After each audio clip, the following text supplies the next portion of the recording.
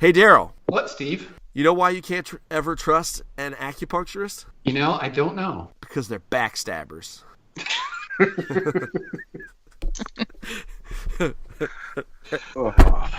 Oh. Woo!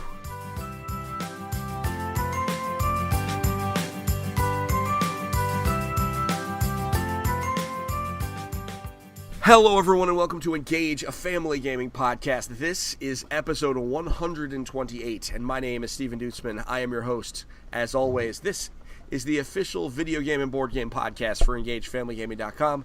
EFG is a website where parents like myself and my co-hosts come together to give parents and families the information they need to get their family game on. This week, we got a packed house, and that's exciting for Board Game Week. We have a special guest. I'll introduce him in a moment, but we have our board game editor, Linda Wrobel. Hello, everybody. And as is the new norm for our board game podcasts, Mr. Rob Kalajian from Upon's Perspective. How are you, sir? How's it going? It's going all right. And so the guest of honor is Darryl Jones, the man behind. Is it Dobbers or it's Dobbers, right? Right, Dobbers. Right. Good.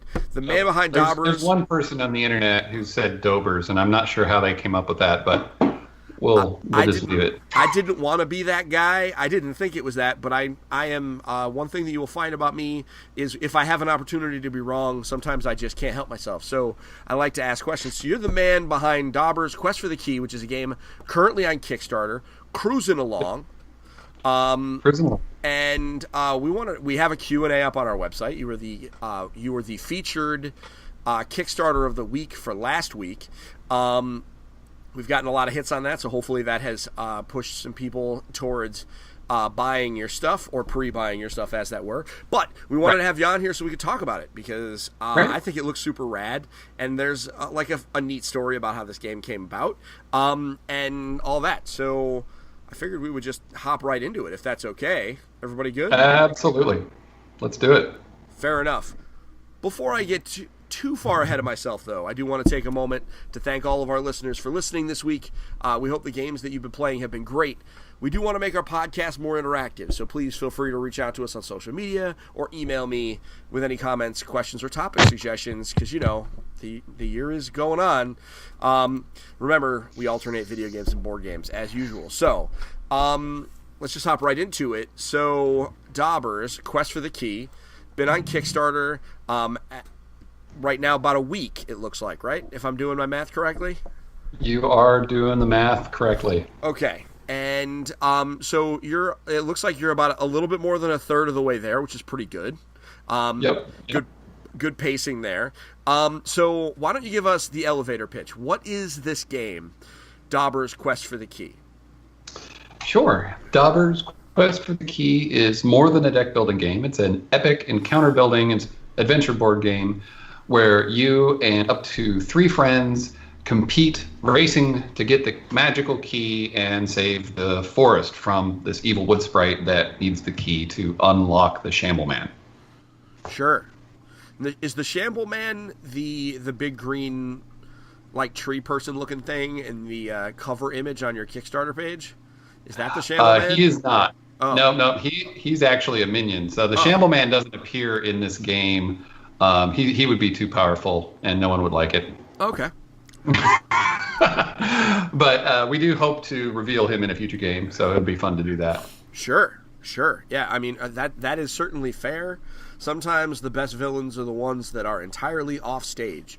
So, all right, so it's a deck building, encounter building. Now, this is so I've heard of deck builders before because board games, but I have yet to hear of what an encounter builder is. Could you just, am I overthinking this? What's an encounter building game? I don't think you are. I have not heard of an encounter builder either. So I hope that this is the launch of a new age of deck building games, not to overstate it at all. But anyway, so yeah, the idea here is your resources just like any other deck building game, you go toward acquiring new cards to build your deck, get better cards, and in this case, you actually also equip your hero. So if you are familiar with Ascension, you play equipment kind of like you play constructs. They stay in play but you have a limited amount because you can't just carry everything. So you're equipping your hero, but your resources are also divided towards buying location and creatures that go out on the board.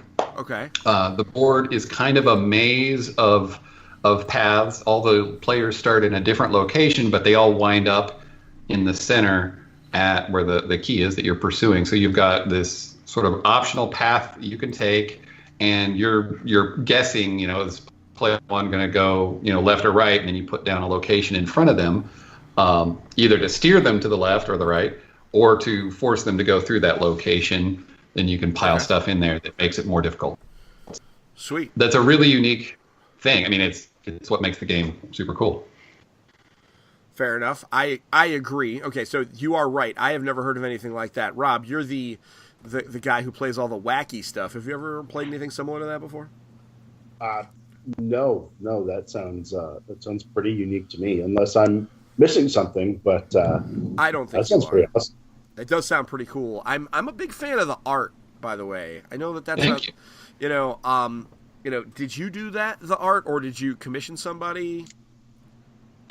I did everything. So my son played a huge role in helping us work through ideas and play testing, and motivating and being awesome and all that stuff. But as far as the actual production of the game, I did everything from the writing to the graphic design to the illustration to the web development, everything. So that's me. So when do you sleep? I'm curious. Sometime after May 18th. All right, that's fair. Because as someone, all three of us, with our little hobbies on the side, and parenting and day jobs, etc. We all give up a little sleep.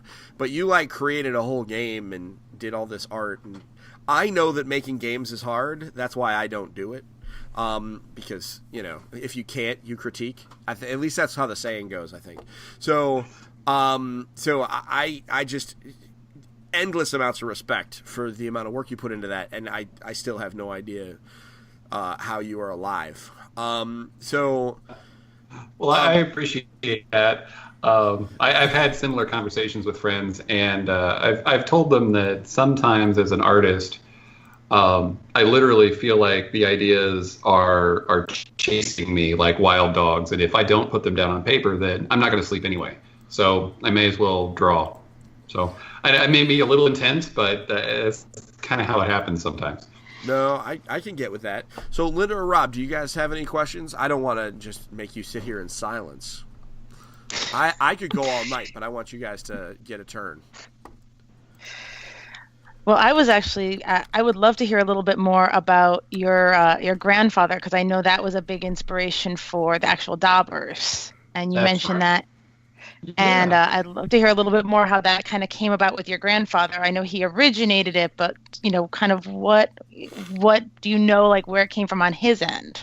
I don't. I was adopted by my grandparents at a really young age, and they raised me, and I'm eternally grateful to them for that. And when we would be not working hard, or not doing our chores or whatever, or if we were just in a funk, he would say, "Keep your Dobbers up," and it kind of had that dual meaning. It was used to kind of crack the whip a little bit. Hey, you're not trying hard enough, so get after it, or cheer up. Things are not as bad as you think they are. So that was what he would say. He said all sorts of things, but that was one that stuck with me. And at that age, I was into C.S. Lewis and, of course, Tolkien and those kind of things. And somehow that whole mashup of inspiration turned into these little forest hobbit-like big-nosed, big-eared creatures. And now we're having this conversation about them.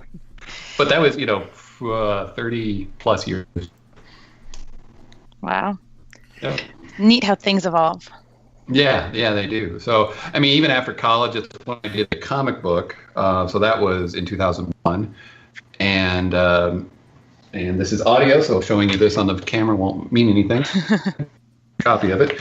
But then after college, I wanted to work on a story that was a little lighter. I had done some things that were kind of more of a dark fantasy or even kind of borderline horror kind of stuff. Okay. And that probably just is what comes with the angst of your teens and 20s. So I wanted to do something lighter, and the Dobbers came back up. And first story came out, and it came out really easily. It was one that was surprising to me when I try to write and do things like that. A lot of times it's kind of a grind. You know, I know I have an idea, and then I kind of fight for every little detail until it finally makes sense. But this, it just flowed. It was just like these two kids go on an adventure, very, very classic trope kind of stuff. You know, one wants to stay home because he's afraid he's going to get grounded for missing his curfew. And the other's like, no, we have to explore. They meet the wood sprite. She cons them into looking for the key. And so those are some of the elements from the comic book. And I just basically took those and divided them all up into kind of like small parts and put them in a blender, and then a board game came out. So when you play the game, you're not actually going through the story like you would in a literary sense, but all those elements are in there that you can encounter, but then you end up making your own story. So that's kind of another really fun part about it, is that idea that every time you play, it's going to be completely different because you're going to go to a different location and different creatures and different equipment. So it's fun. Okay. Is this a cooperative game? It is not. It's not. It's not. It definitely has some of the ability to imply that it's cooperative, but I love competition. It's something that really is more exciting to me in a board game, to try to beat an opponent. So Sure. That's what how it plays. And big truck going by. So there's a heavy competitive element, and depending on how aggressive your friends are that you play with, you can really get pummeled.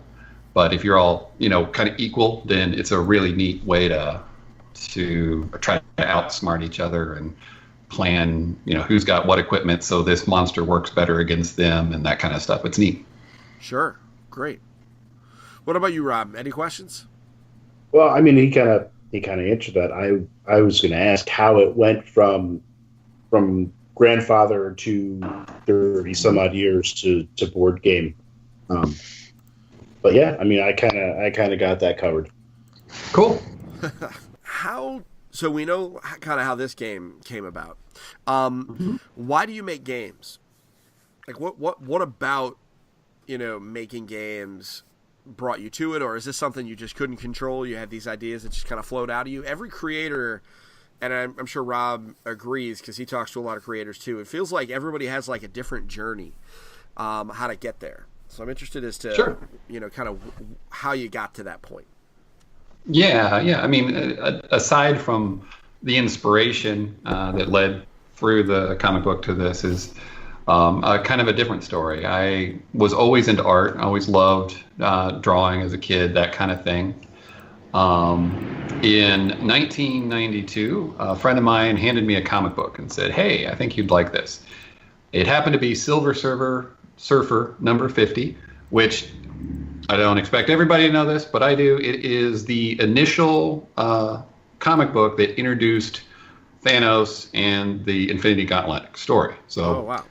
my very first comic book was the launch of the Infinity Gauntlet story, and of course, so this next week is, or is it this week? I don't even know. I'm Friday. bananas for this movie. It's Thursday, this bro. Friday. Two more sleeps.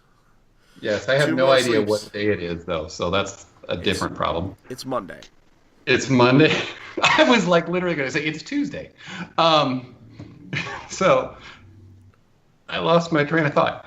So anyway, so comic books, and then my mind was like, wow, they're drawing these things and they're cool and there's stories and I love it.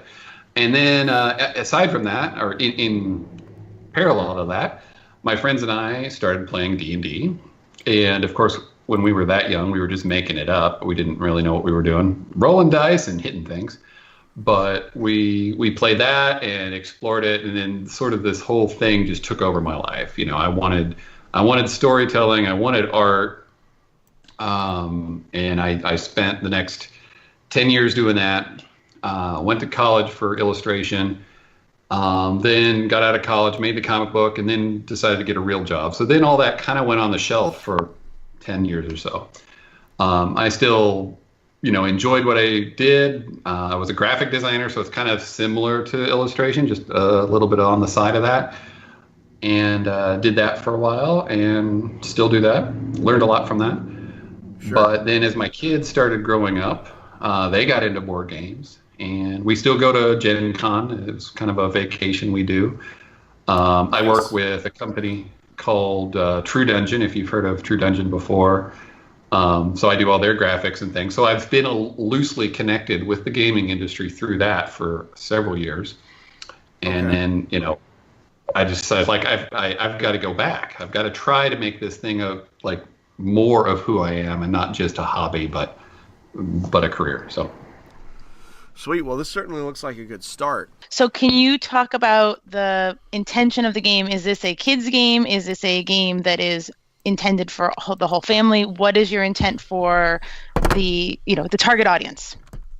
Yeah, this is a family-friendly game with enough strategy and depth that any gaming group is going to be able to enjoy it. So if you're like a hardcore Scythe player or Ascension player, or one of those that do go a little deeper, then you're going to get a lot out of this game, because every time you play it, you're going to discover a new card and how it interacts with a different creature or a location. So it is one that you can enjoy the first time you play it, but you're going to grow with the game, and it's really fun in that way to see players like that I have helped me play test it. Now they're like, they play differently than they did the first time, because now they know, these strategies and things. So it's pretty cool that way. But it is kid friendly. So as long as your kids can read, they can definitely handle it.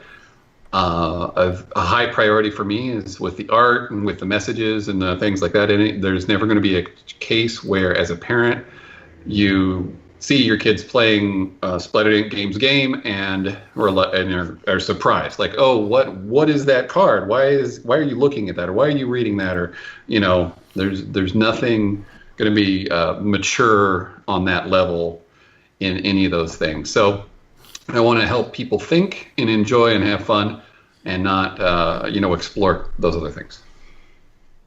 Very good. So that's something that was important to me, and I think there's a place in the market for more of that. Absolutely. You bet there is. So you said your son was involved. Oh, wait, Linda, go ahead.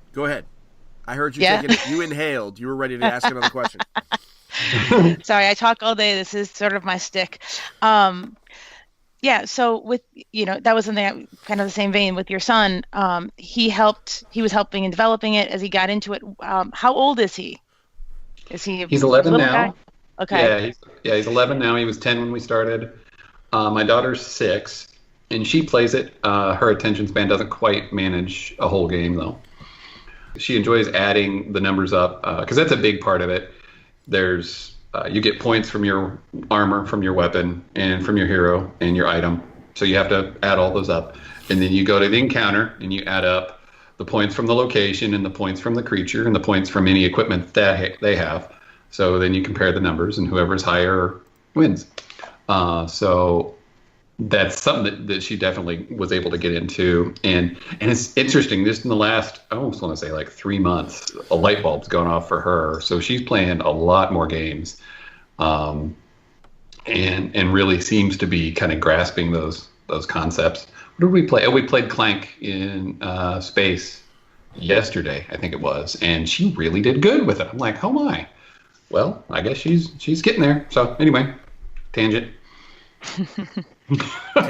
Tangents are great. I mean, isn't it crazy? And I mean, I think all of us have had that experience where our kids will start doing something, and then they'll just grasp something that we really thought was going to be a struggle. Like your kids will surprise you. That's why I talk to parents all the time. And they're like, oh, I think this might not be appropriate for kids, or because they might not be able to do it. And I'm like, listen, I don't put an age on anything like that, because because kids are smarter than we think, always, it feels like. Linda's a teacher, so she probably experiences that on the regular. Kids figuring stuff out that we're like, nah, there's no way they'll figure it out. And then they're like, no, we got it. Yep. I can talk to my kids. I'm like, if you can evolve a Pokemon, that means you can probably run a washing machine. Like, Yep. Yeah. No, I agree. There's some dishes that need to be done, and you can do that while you're thinking about how you're going to create this next Pokemon. Because that's what my son apparently wants to do. He wants to create real Pokemon, like animatronic. That's what he thinks he's going to go into for a career. He's going to make robot Pokemans? That's pretty impressive. Yeah. That's a valid life goal. I mean, it might kind of be, right? The way the entertainment of all this stuff seems to be dominating our culture and economy. By the time he's ready to do that, man. Listen, if he tells me that in 15 years he's going to do a Kickstarter for a robot Pikachu, I'll back it. I'm in. Yeah. 100%. All right. So my question, and I guess this is a bit forward thinking now. Is this a game that you plan on expanding on, or creating multiple in a series where this would be the first game and then there's a second game, or is this going to be you're going to release kind of expansion packs for it? Is there a plan past the let's get this funded? Yes, there is a plan. There's several games that I'm working on mentally for Splattered Ink games, there is a plan for the Dobbers storyline, and there's so much that you can do with the current setup. So the way the encounters work, building the challenge stack, and equipping your heroes, and even some of the stretch goals we currently have planned with traveling companions and weapon upgrades and mounts and all this stuff that hopefully will be revealed in the next few weeks. To say that there won't be another game released with this format is silly. But the bigger goal is actually to release a series of games that all function in a different way. Right, so these games will then act like Act 1, Act 2, Act 3 of a bigger story. So now they get the key in this game. Then the next game is going to be, there's a thief that's trying to steal the key, and it's going to be one of the players. So it's going to have that sort of Clue, whodunit kind of feel, where one player is randomly chosen and no one knows who it is, and they're going to be exploring the castle where they find the key. So there's a lot. I've got a lot of excitement for where this is going to go, and I look forward to getting to do that. I like that. I like that a lot. I mean, you could have just said, yeah, we're just going to release some more cards every once in a while, right? The standard answer. But I like the idea of having multiple games you play in a series and they're all different games. I have never played anything like that. Rob, have you? No. No, I haven't. Yeah. Cool. Well, I'm glad to hear that too. I'm excited about the idea, and of course, you don't have to play them in order. I don't want to make it restrictive in that way, but that you can have that kind of loose connection from one step to the next. I think is going to be a lot of fun. Sure. Now, you've mentioned the comic book a few times. Is this thing still available for sale? It is not out there in the world available. I do have a few copies that I kept for myself after I sold out initially, it was a super small run, so it wasn't overly impressive, but I had fun with it. And so those copies I have, and I am making a reprint of that for the Kickstarter. So if you are interested in seeing that from a fan point of view or a history point of view, there's the hero level tier, so you can back it. At that, you'll get the game, you'll get a reprint of the comic. I'll sign it.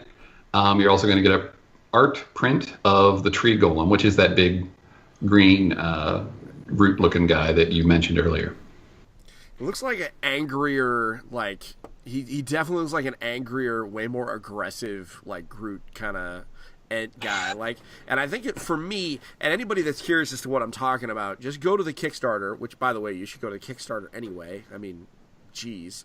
Go to the Kickstarter, look at the cover image, and you're gonna see what I mean. Like, it's this green thing, like, kind of hunched over on the right side of the page. Like, it looks really aggressive, right? Like, Rob, tell me I'm crazy. Like, it doesn't have a face. So, but it's got, like, the angry eyes thing. Like, it's definitely giving me, like I feel like I need to fight this thing. I mean, as long as I get to tell you that you're crazy, I'm going to say, like, hey, man, you're totally crazy. Oh, all right. But I do agree with you on that. But you told me to tell you you're crazy. Oh, all right, that's fair. That's fair. I did, and you are nothing if not a company man. So, that's right. So I tell you to call me crazy, and you do. So how many? So I'm looking in here, and don't mind guys if I jump in. So I'm looking at the art here, and I see, I see these 4 heroes. So there are 4 named heroes in this game: Toby, Gavin, Shaori, yep. and Herb. But is it Herb with the pronounced H or it's Herb, right? Yeah, it's Herb. Herbert. Right. I like Herb. Herb is my jam. So these are like the main character. Are these these characters in the comic book?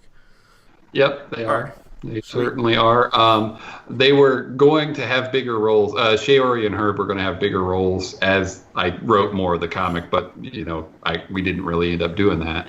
But they were still primary characters to me, so we worked them in.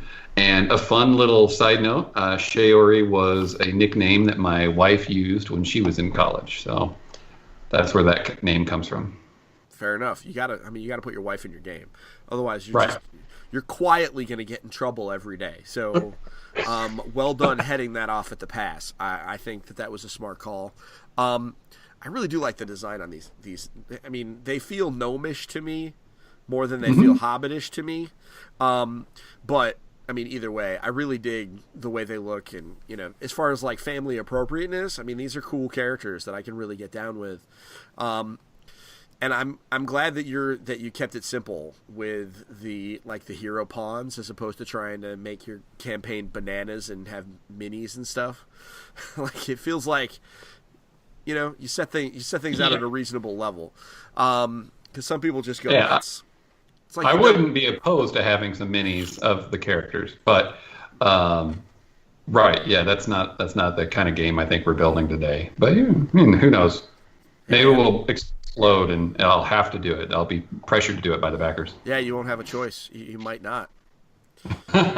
So any obstacles that you wanted to share, any stories of like trials and tribulations besides the fact that you're a one-man show doing everything and not sleeping? Any other trials and tribulations you want to talk about? I mean, I think one of the challenges we kind of touched on is there was a little bit of a perception that the game was a kid's game, sure, as opposed to a kid-friendly game. So we're redesigning some things on the fly.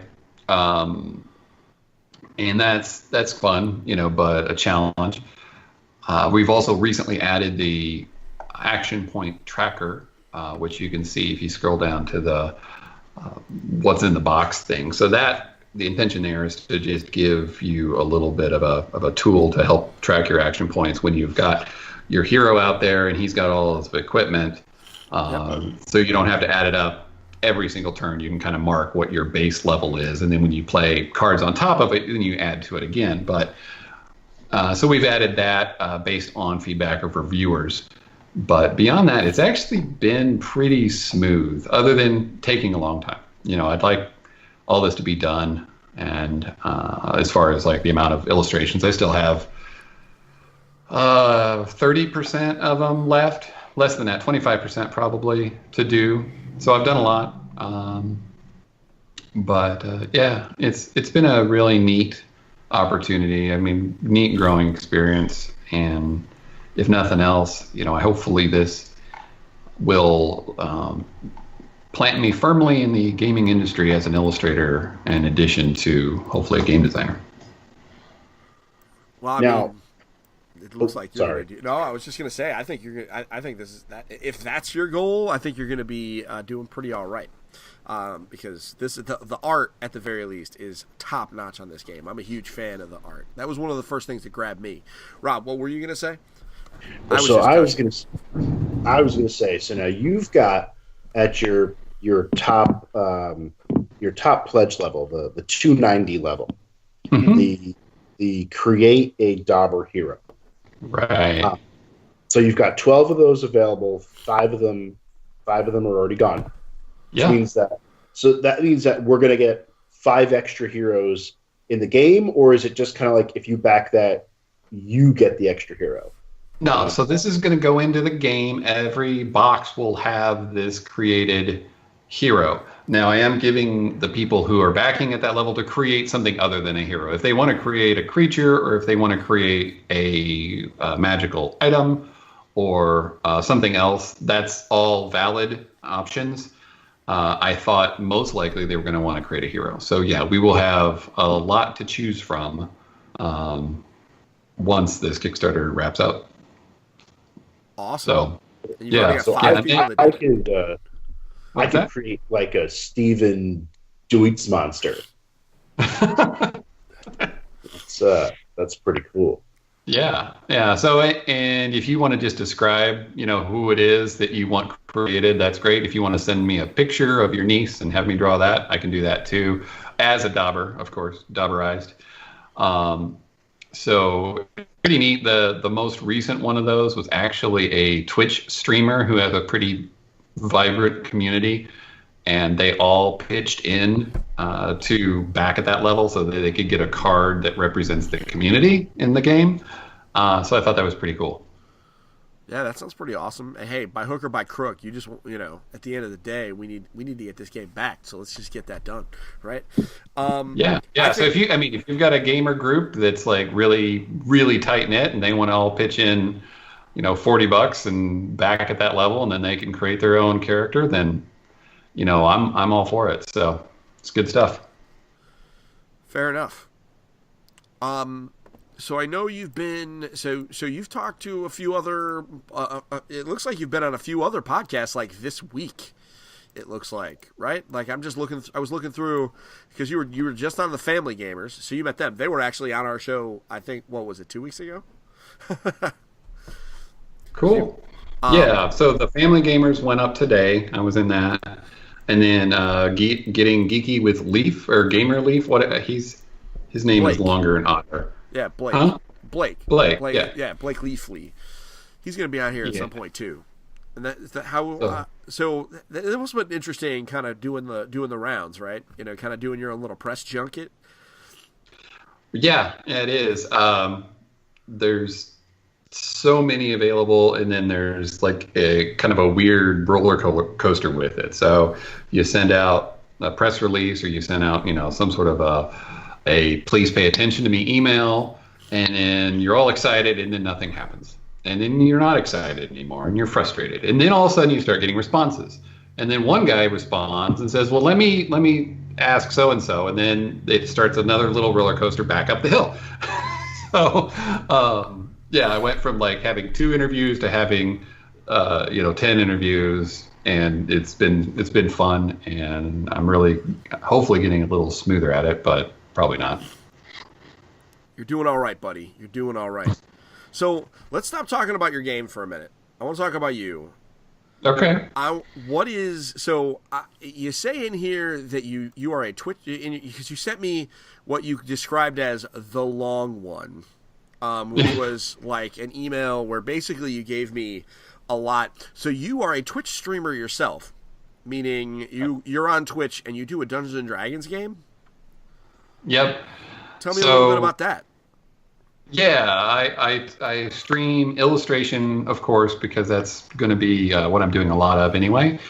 So that's fun, but also as a way to try to just build the community. You said you didn't want to talk about the game, but you asked the wrong question. I actually converted the Dobbers into a D&D 5e game. So we've got, the way to build all the different types of Dobbers, and you can build some of the different monsters and things like that. And I've drawn a map for Dobberton and all this stuff. So we play once a week on Wednesdays on the Exploding Dice channel, and we just have a buttload of fun because it's kind of silly. It's a little bit less intense than some of the, dark, like out of the or whatever. And we have a whole lot of fun. We got a good cast of players too that are hilarious and clever and do a good job. So awesome. Well, I can't wait to watch that. Who would have ever thought, and this is just for the whole panel, who would have ever thought when Twitch was first announced and like started picking up, that eventually we'd be like, yeah, let's watch some, like cooking shows or illustrators or Dungeons and Dragons games. Like, it never occurred to me the way that Twitch was going to evolve. Like, I always thought, oh, it's just for video game streaming. But, like, there's just so much on there right now. It's just bananas. Yeah. It's super interesting because it feels to me, and I don't really know anything. I'm not a forecaster of entertainment, but it feels to me like the whole live TV era is going to return, and it's going to be led by Twitch and other platforms like that. So where it all went away, whenever I Love Lucy was on and those type of shows, and it's like it's coming back. And in a way that's exciting, but in a way that's also a little scary, because those shows that have the production value to be like a real show that just happens to be live on Twitch might end up, influencing people like me that are just hanging out online and drawing while people hang out with me, I guess. But yeah, that's a bit of a tangent too. Well, I mean, tangents are that's our aesthetic, so don't worry about that. All right. It's the tangent channel. Yeah, exactly. We just kind of go with what we got to do. Linda keeps me under control normally. That's why I don't have her on every week, because I can't handle being restricted that much. Geez, people are gonna think I'm like, the mom for the group. Oh wait, I am. You kind of are. So it's just how it works. If it makes everybody feel better when we LARP, she tells me what to do also. So. Oh really? You LARP? What do you play? Well, I play Alliance, which is an offshoot of Nero. I don't know if you. I haven't LARPed since 1998 probably, and that was when White Wolf was the king, so it was all vampires and werewolves. Yeah. So we play Alliance, which is a sword and sorcery boffer LARP that started in the Northeast and has since kind of exploded. And so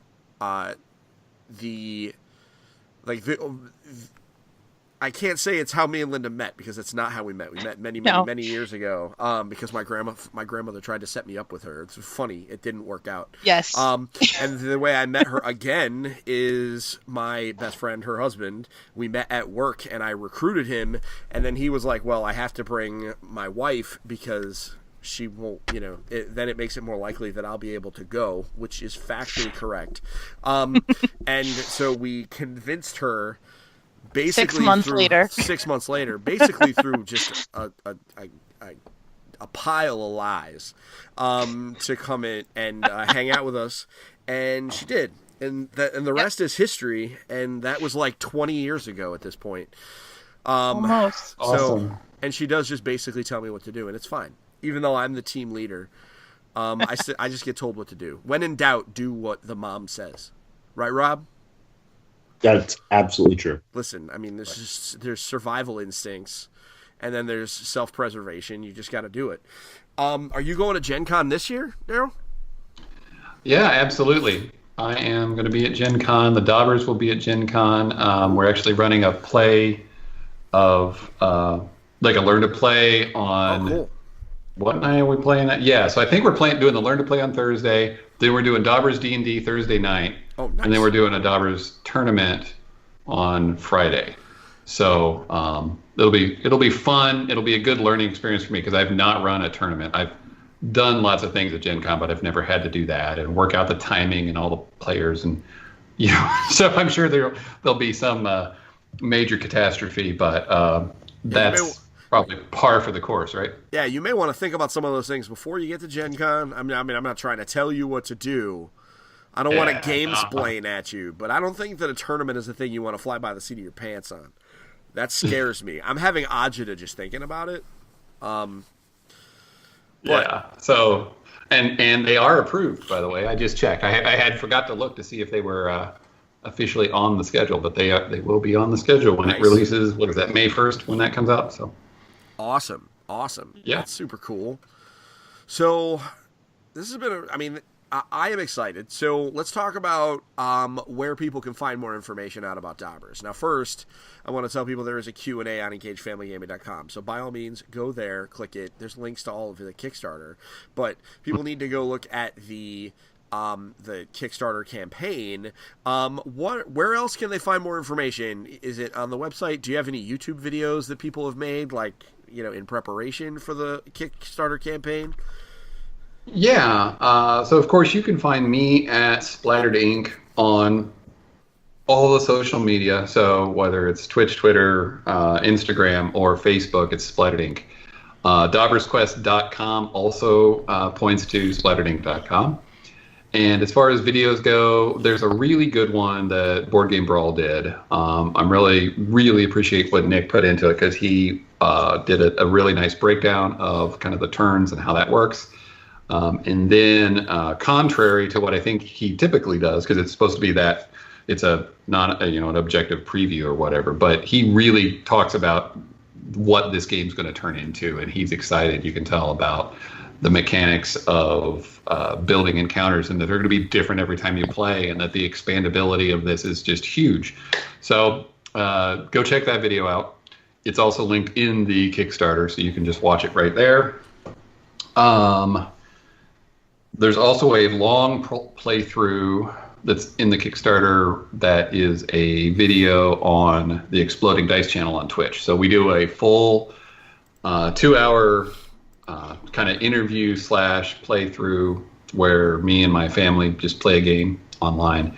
Okay. And so you can kind of see the whole thing from turn 1 to the winner. And awesome. And of course, the Facebook page is a good place to find me if you just want to talk or ask questions or follow the news that we're trying to release on a daily basis. Awesome. And we will obviously put links to all of those things in the show notes, because that's what you do. That's what you do when you're a podcast. You put things in the show notes. That's the thing that I have learned over 130 some odd episodes. You put things in the show notes because that's useful. It's like, it took me about 100 episodes to figure that out. I'm a little slow sometimes. You got to give me a break. Also, I didn't hire Linda until recently, so she probably would have been on top of that in the beginning. Maybe that's why I have her around, so that she'll just tell me what to do. I'm helpless. So I can tell. Yeah, well, I'm completely helpless. I don't know what the heck I'm doing. I just kind of come here and like talking to a microphone, and John makes me sound good, and all that. So I think our time is coming to a close. Darryl, if I said that you have 30 seconds to say whatever you want to my audience that I don't have to beep out, what would you want to say? I would say first, thank you for having me on your show. Thank you for taking the time to listen to me talk about a passion of mine, gaming and illustration, and working with my family to build something that's fun for everybody. So I appreciate your time. I know it's valuable. We all are in short supply. If I could ask for a little bit more time, though, just go over to that Kickstarter, take a look. If there's anything on there at all that appeals to you, back it for $1 so that you can get the updates. And then as you learn more and more about it, I'm sure you'll fall in love with it, just like everybody that I know is starting to fall in love with it, and you'll become part of the Dobber community. Fair enough. I like that. Well done. Well done. I didn't have to even beep anything. Good job. Good job. It's like you knew where you were. So thank you very much for that. Rob, what have you been up to recently? What have I been up to recently? Yeah. I've been plugging away, and I'm trying to catch up on some reviews. Been playing some games with my kids that they've been wanting to play. So instead of me saying, "Hey, you're going to play this new hotness that came in the mail," I've been saying like, "Hey, what do you want to play?" And been doing that. Who knew that was effective? They were rebelling a little bit. Well, they were like, "Oh, Dad, I don't want to play more new stuff." And I was like, all right. And then I still slip in new things here or there. Of course you do. Of course you do. Fair enough. Well, and you've also been doing your Nor'easter series, which has been wildly popular. Why don't you tell everybody what it is real fast? So the Nor'easter series was kind of just something that came out of going to a lot of local events in the Northeast whether it's the Connecticut Festival of Games, PAX East, Boston Fig, just meeting people and talking to people and making new friends. I was like, hey, we've got this really just great group of designers, publishers, and content creators, like right in the Northeast U.S. And it just like hit me one day. It's like, I could do this series of articles where I talk to these people, and I'll call it Nor'easters. So these will be my Nor'easters, and I'm going to talk to these people. And every week, it's just a kind of a written interview. I chat with people, whether it's over Discord or Messenger, and I get their links. We chat, and I post it every morning at 8:30 a.m. And you, as you know, are my next Nor'easter. So I am, in fact. You will be going up on Monday, which is very exciting because I always like to hype myself up. And Linda, you and I and my wife are going to be showing up on the podcast again next week because we're going to be talking about them Nintendo Labos. Are you familiar with the Nintendo Labo, Darryl?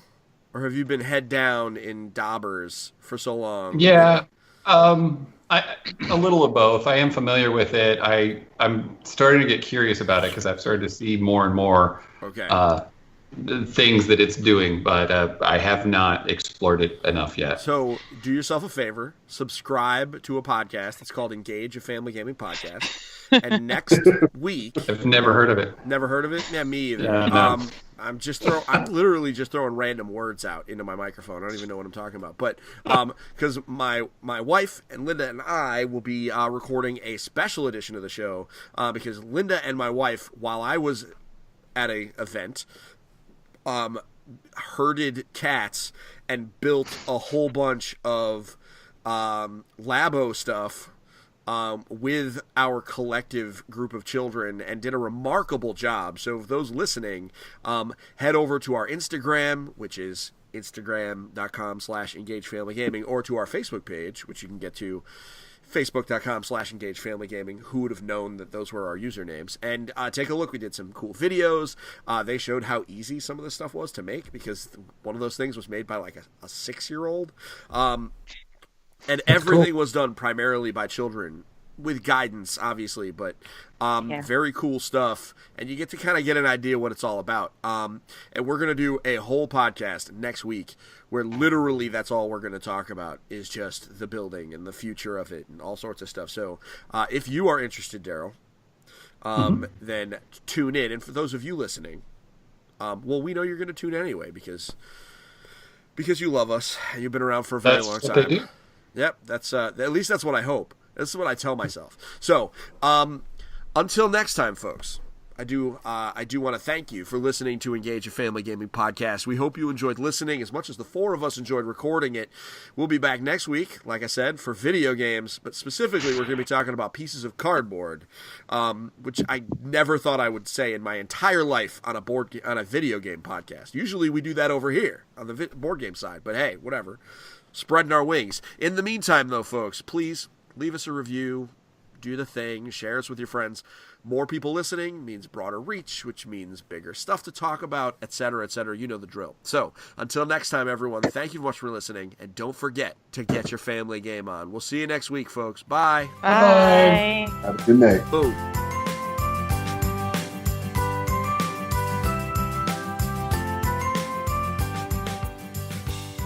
Thank you for listening to Engage, a family gaming podcast. Thank you for listening. Thank you for listening. Tune in next week.